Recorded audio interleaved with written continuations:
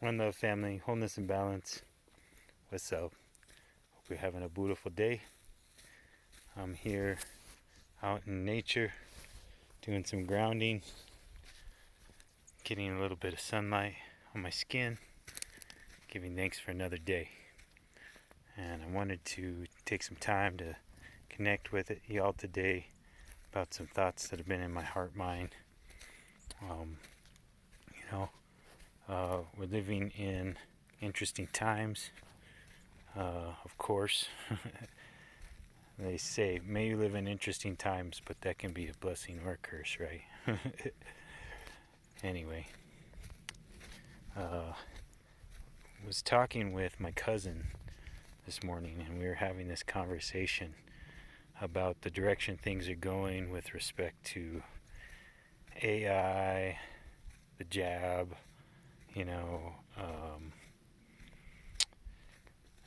the Internet of Bodies,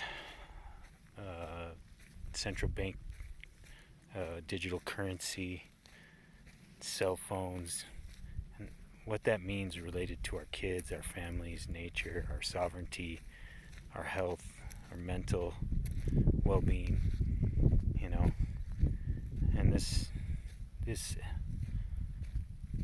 thing of social media, the benefits and the curses.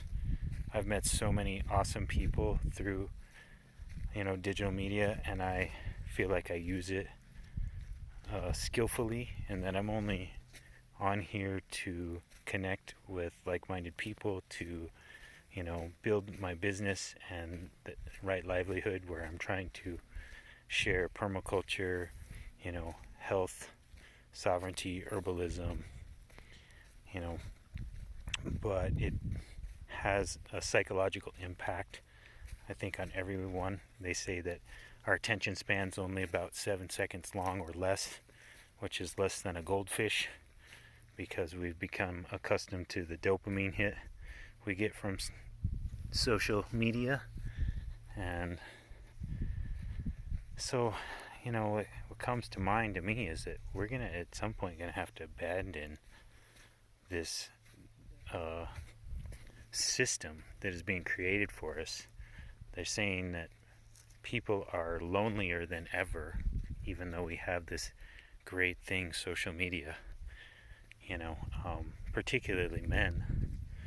And that really started actually with the beginning of television, but then it got much worse with social media, and since the pandemic it's become worse still. So barefoot snow action, just showing off, this thing is like basically like show and tell, this social media thing. And whatever the case, we may have to abandon this at some point. We're going to need to build. There's the conceptualization of new earth. I really feel like this is in prophecy and native prophecy, and various channelers and people have been talking about it for quite a while, the shift. We've been having fluctuations in the Schumann resonance. We just got hit with a bunch of CMEs, as well as a full moon, which all affects the Schumann resonance, and that affects our minds and our bodies through, I forget the bodily system. It's like the hypothalamic pituitary axis. That's what it is. And the whole fact that we are electric beings, or we have carbon, silica, piezoelectric, pyroelectric skeletons. We have 0.7 volts running through our 50 trillion cells, and so we're going through these streams of hydrogen, sorry, while I close the gate, that are exciting the sun and the planets, and this is being picked up by our DNA, which is like an antenna, as well as our pineal gland. So it's really good, to get out and ground and connecting with nature, understand that these changes are happening, and they're going to, evolution is still ongoing, and this is part of the process. And, the so-called powers that be know about this. They've been planning for it. That's why they're trying to dumb us all down with genetically modified foods and chemical agriculture and, pharmaceutical medicine and the jab and, 5G and all these things. Is like, I had this feeling a long time ago. I resisted cell phones for the longest time, and social media. And my friends would pester my wife. Be like, hey, what's Jesse doing? She got tired of being pestered, and she set up an account for me.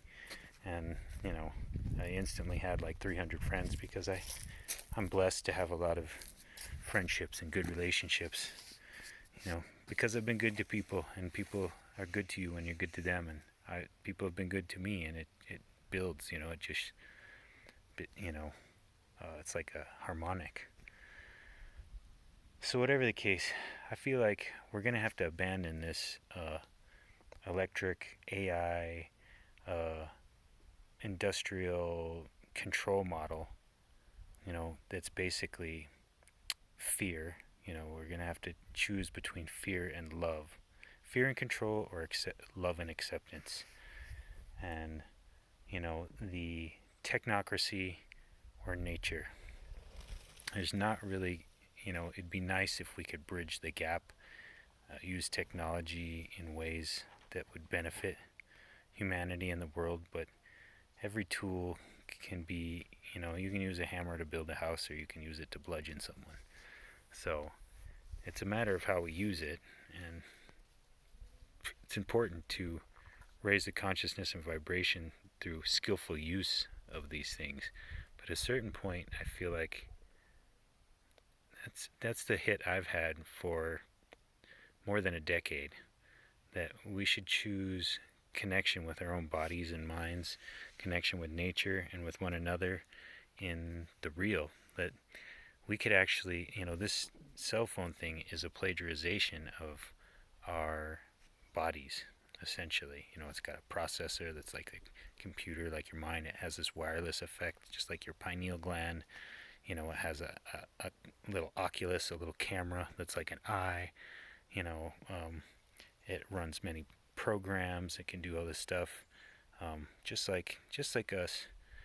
But what if we took the time to, instead of externalizing all of our life, trying, I think it's good to build money and to use that in positive ways, to affect, but where it starts is with your motivation and with your inner realm. What if we took the motivation to develop compassion and loving kindness, the bodhicitta Buddha heart, to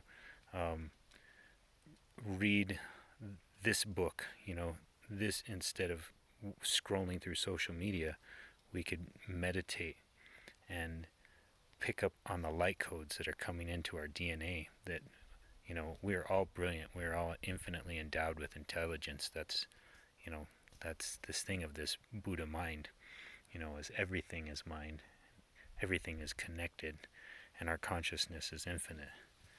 But we can't experience that if we're constantly fixated on the external, on money, on, sex.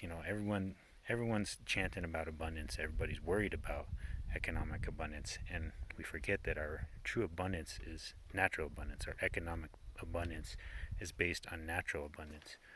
What if we took the time to meditate, to work in creating food for us, to build community in your local community with the people around you, utilizing natural foods and medicines, building with, our skill set in this way, so that, if we need to, then we're not reliant upon this control system, social media, or social credit scoring, and everything they have planned, out for us.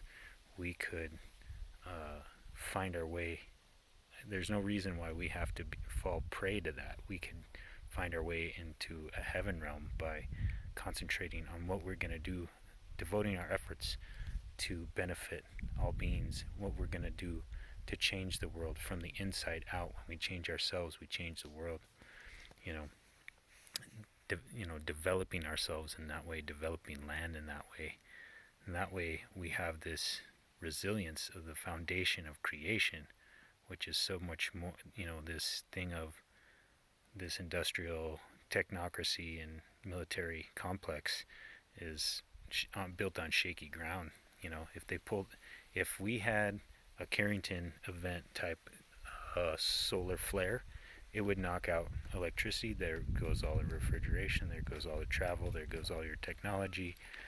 What are you going to do? Not to mention the fact that this is all contrived by the powers that be that, seek to control us, and control markets and are in this whole game of monopoly with each other. So I really love the Tibetans and the Tibetan culture.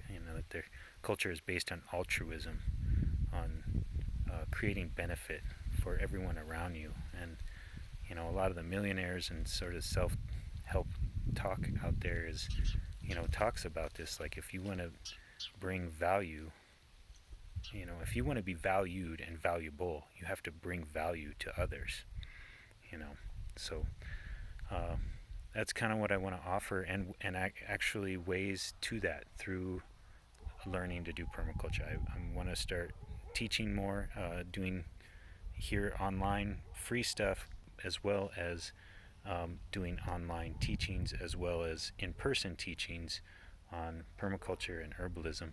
But also want to share Purium, which has this business model of leadership development where you develop yourself as a leader and you develop others as leaders, and we're doing things that help human health, help the earth, and help with economic empowerment, because we can use economics and the system that is to leverage ourselves into a greater place of resilience, happiness, healthiness, and not just for our generation, but for our children's generation and their children, for the plants, the animals, and the earth itself. So that's the vision. That's what I'd love to share. If you're interested in any of that, let me know. Leave me a comment, or send me a message. You can check me out at www.zeopermaculture.com to sign up for our newsletter, or to email me. If you would like to start your own business with Purium and help change human health in a way that's in right livelihood with regenerative agriculture, etc., or if you'd like to take a class on permaculture design and syntropic, agroforestry, food forests, or if you are interested in learning herbalism, I've been developing knowledge in these areas for decades now, and it's time for me to share in a greater level, year by year, day by day. I want to be able to benefit all beings to the highest potential that I can. So let me know if there's anything I can do for you. I hope you got something from this. Sending you all the blessed, family. One love.